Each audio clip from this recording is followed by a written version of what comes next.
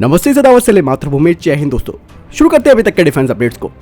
दोस्तों, भारत की स्वदेशी advanced weapon and equipment India limited को दिल्ली पुलिस की तरफ से 85 करोड़ रुपए का एक कॉन्ट्रैक्ट मिला है, जिसके तहत वो दिल्ली पुलिस को 5000 JVPC कार्बाइन की सप्लाई करेगी। इस कार्बाइन की जो रेंज है वो 200 मीटर है और इसकी जो फायरिंग क्षमता है वो है 800 राउंड पर मिनट। अब डिफेंस सोर्सेज का कहना है कि इस ऑर्डर के बाद CISF और उत्तर प्रदेश पुलिस भी JVPC कार्बाइन के ऑर्डर देने वाली है।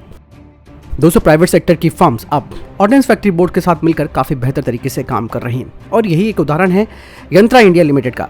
यंत्रा इंडिया लिमिटेड ने DRDO की तकनीक पर आधारित 250 किलोग्राम का हाई स्पीड लो ड्रैग बम का सफलतापूर्वक परीक्षण किया है और इसकी 5 यूनिटों को ऑर्डिनेंस फैक्ट्री बोर्ड खमीरिया को भी सौंपा है।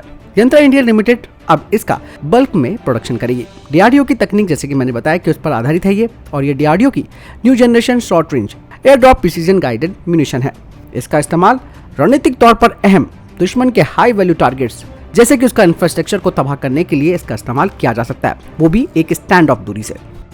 दोस्तों, कहा यह जा रहा है कि डिफेंस एक्विजिशन काउंसिल ने बाय ग्लोबल कैटेगरी के तहत हथियारों को खरीदे जाने वाले एक प्रपोजल को कैंसिल कर दिया है। कहा जा रहा है कि इस सौदे की कुल अनुमानित लागत 46,695 करोड़ रुपए की है। हालांकि देश की रक्षा के हितों को ध्यान में रखते हुए किन हथियारों को कैंसिल किया गया है इस बारे में जानकारी नहीं दी गई है। लेकिन इस कैंसिल का मतलब ये नहीं है कि इन हथियारों को अब नहीं खरीदा जाएगा, बल्कि इन्हें अब स्वदेशी रूप से भारत की जो डिफेंस कंपनीज हैं और प्राइवेट सेक्टर की फर्म्स हैं वो मिलकर बनाएंगी।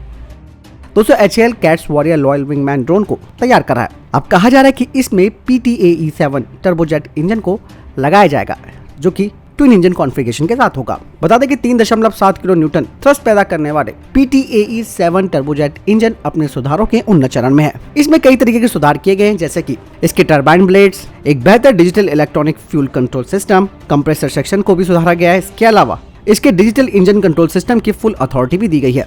बता दें कि कैट्स वॉरियर अपने विंड टनल टेस्टिंग कर चुका है और अब ये अपने स्केल मॉडल की टेस्टिंग करेगा और ये प्रोग्राम काफी तेजी से आगे बढ़ रहा है। 2024 में इसका टेस्ट किया जा सकता है।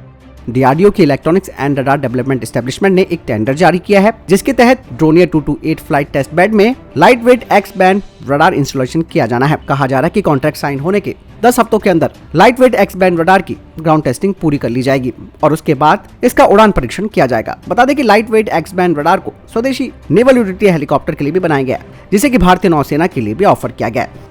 भारतीय सेना ने शुक्रवार को राजस्थान के पोखरण में पाकिस्तान से सटी पश्चिमी सीमा पर हवाई युद्ध अभ्यास किया। इस दौरान भारतीय सेना ने अपने कौशल का शानदार प्रदर्शन किया। युद्ध अभ्यास में एक से बढ़कर एक हवाई एक्टिविटी की गई, जिससे सेना की उन्नत तकनीकों का भी प्रदर्शन देखने को मिला। बता दें कि गर्मियों की शुरुआत के साथ सेना के शीर्ष अधिकारी पश्चिमी और उत्तरी सीमाओं पर सैनिकों की तैनाती की समीक्षा कर रहे हैं। इस क्रम में सेना के द्वारा छंदम मशीनीकृत वातावरण में एक्सरसाइज की गई, जो सकारात्मक रही। एयरबोर्न एक्सरसाइज के तहत भारतीय सेना के जवानों ने ये बताया कि वो कैसे कम समय में तैयारी करके दुश्मन की सीमा में घुसकर उनके अड्डों को बर्बाद कर सकते हैं। विमान से कूदकर सीधे दुश्मन के घर में घुसकर उनकी नापाक हरकतों को रोक सकते हैं।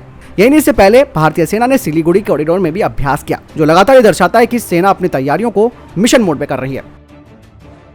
तो दोस्तों, ये थे अभी तक के टॉप डिफेंस अपडेट्स। वीडियो के संबंध में कोई प्रश्न, जवाब, आपका कोई सवाल है, कमेंट सेक्शन में लिखकर जरूर पूछ सकता हूँ। मिलता है वीडियो के साथ। चैनल सब्सक्राइब करना ना भूलिएगा। जय हिंद, वंदे मातरम।